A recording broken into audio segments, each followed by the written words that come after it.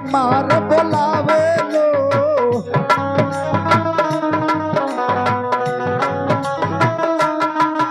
अरे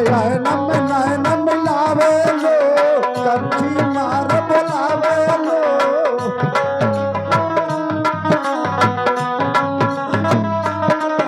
ओ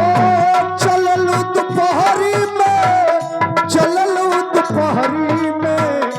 चललू दोपहरी में तो फिर बदरी बोला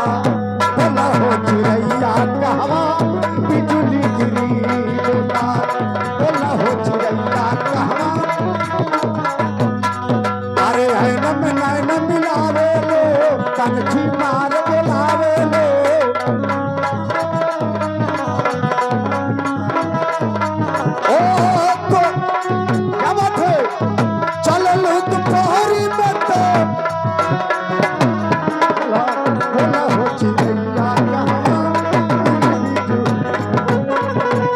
हाँ सही भैया और बढ़िया रलौरी बना दे हला लोग की और चोक चोक निकाल दे हला लोग यही भाव में भक्त माई के दरबार में पहुंच के माई से साधु भैया हाथ जोड़ के कहता अरे माई बीड़ा मधुर बजावेलू सरगम पे साज सजावेलू माई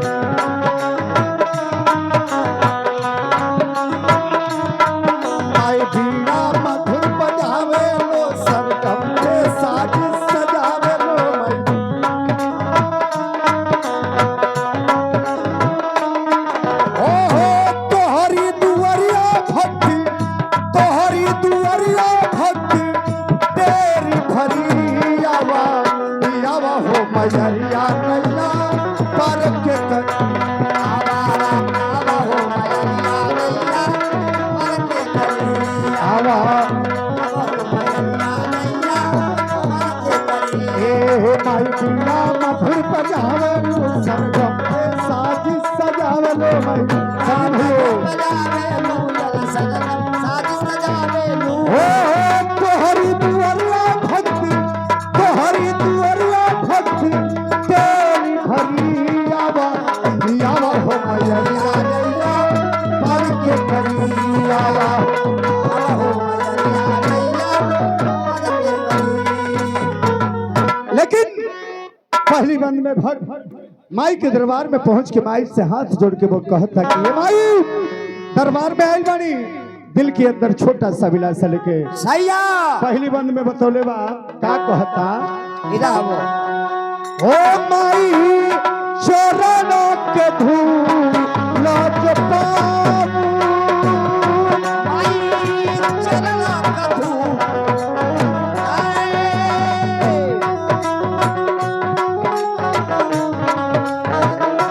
ओ रब दिन तेरा गुणे गाऊं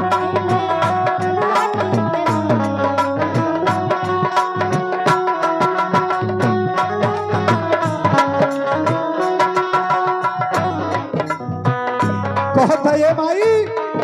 रउआ चरण के धूल पौती रात दिन गुण के गौती का कहता या सरा के दीपक जला दे चिरा के तू हम गवा दे तू या सरा के असरा के दीपक जला दे तू चिरा के तू हम गवा दे तू असरा के ओ तोहरी दुआरिया भक्ति तोहरी दुआरिया भक्ति तेरी भरी आवा आवा हो मैया नैया पर के करी आवा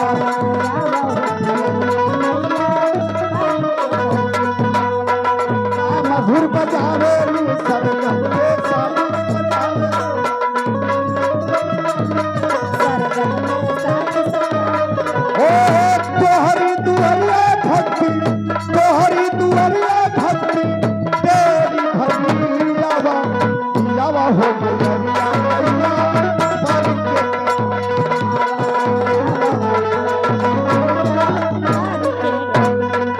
भक्त के देख के अंतिम वक्त में समय को देखते हुए हाय। भक्त मां से अपना परिचय देते हुए जा रहा है, कह रहा है मां मेरा परिचय क्या है और पता ठिकाना कहाँ है। समय को देखते हुए भक्त अंतिम वक्त में बतौले बका हो जिला गाजीपुर मारा नाम थानवा। जिला गाजीपुर मारा काफे थानवा। गाजीपुर मारा काफे थानवा। हो माई गाई बदल मामार बनना। माई गाई में बनल थानवा। माई गाई में बनल थानवा। इधर देखें आज हमारे सम्मानित सिरताज पोस्टमैन साहब सिकरी कोल के धरती से